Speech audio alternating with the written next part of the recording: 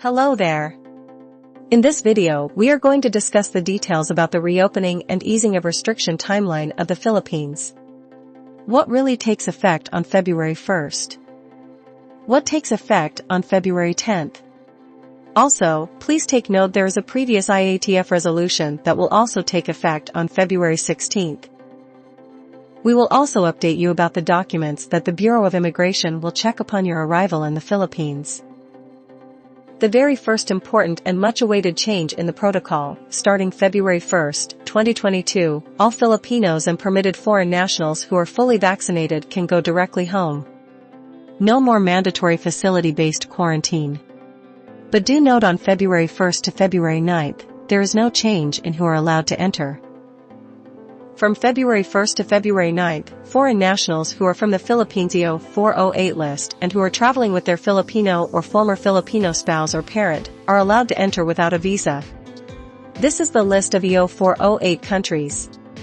This is a total of 157 countries. You can check the complete list in the link above. But it's actually quite easy to remember. Because in the list is all European Union countries, including the United Kingdom. The USA and Canada are here, but actually also the entire North and South American countries except Cuba. All countries that are member of the ASEAN. Big countries with Filipino population like Australia, Japan, Russia, Saudi Arabia. Then a big part of the African continent. If you are quite familiar with the world map, the countries colored yellow and blue are visa-free countries or the so-called EO-408 countries. Foreign nationals who are eligible to the Balikbayan program are given visa on arrival for a stay of 1 year. They may extend their stay for another 1, 2, or 6 months, provided that they present their valid passport, filled out visa extension form, and then must submit these documents to the Bureau of Immigration Visa Extension Section offices nationwide. An additional requirement will be asked for Balikbayans who have stayed in the Philippines after 36 months. Now, if you are a foreign national of an EO-408 country, if you are traveling without your Filipino or former Filipino spouse or parent, you are considered a foreign tourist. And still, from February 1st till February 9th, the rule remains the same. You need a valid and existing visa to enter.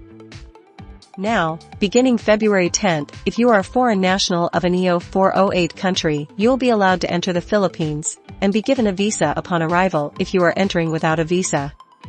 For most countries, this is for 30 days. Nationals of Brazil and Israel will be given 59 days. The following are allowed to enter the Philippines without a visa for a stay not exceeding 14 days, Hong Kong and Macau. IATF Resolution number 157 specified that beginning February 16, 2022, proof of full vaccination shall be made a requirement for entry of all foreign nationals.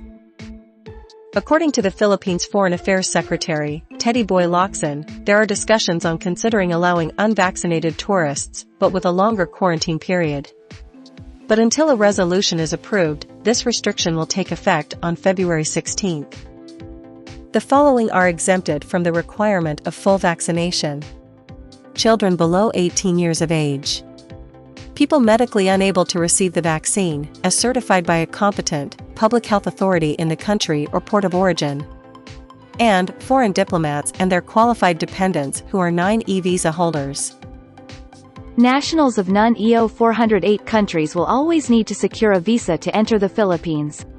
This list includes China, Egypt, India, Jordan, Lebanon, Pakistan, Sri Lanka, Taiwan, and 31 more countries.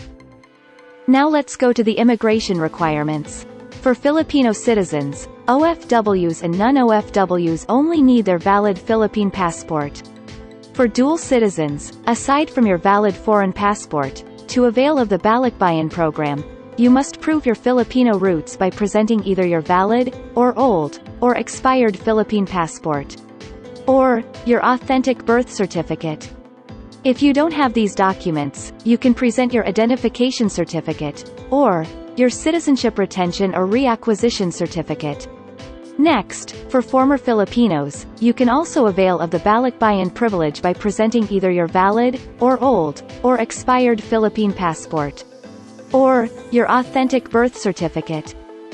For EO-408 nationals, for those arriving from February 1st to February 9th, if you are traveling with your Filipino or former Filipino spouse or parent, to avail of the Balikbayan program, these documents will be asked from you to prove your blood relation with the Filipino citizen. Birth certificate for children, or adoption papers. Marriage contract for spouse. If these documents are not in English, then you must have a notarized English translation. For EO-408 nationals, for those arriving from February 1st to February 9th, if you are not traveling with your Filipino or former Filipino spouse or parent, you may only enter with a valid and existing visa. And if you will enter with your NON-OFW visa, you must have a notation EED not required per IATF Resolution number 128 series of 2021. It is always the safest to bring all your documents to show your legal affiliation with a Filipino citizen. Starting February 10th, EO-408 nationals can now enter the Philippines by their own without a need of a visa. You will be given a visa upon arrival, depending on your nationality. For most of the countries, this is for 30 days. For non-EO-408 nationals, there is no change. You will have to secure a valid visa.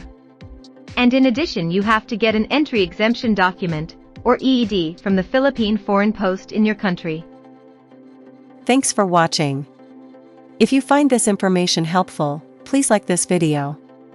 We also appreciate your comments and feedback. Consider to subscribe to get to see more updates like these. See you on the next update and have a safe flight to the Philippines.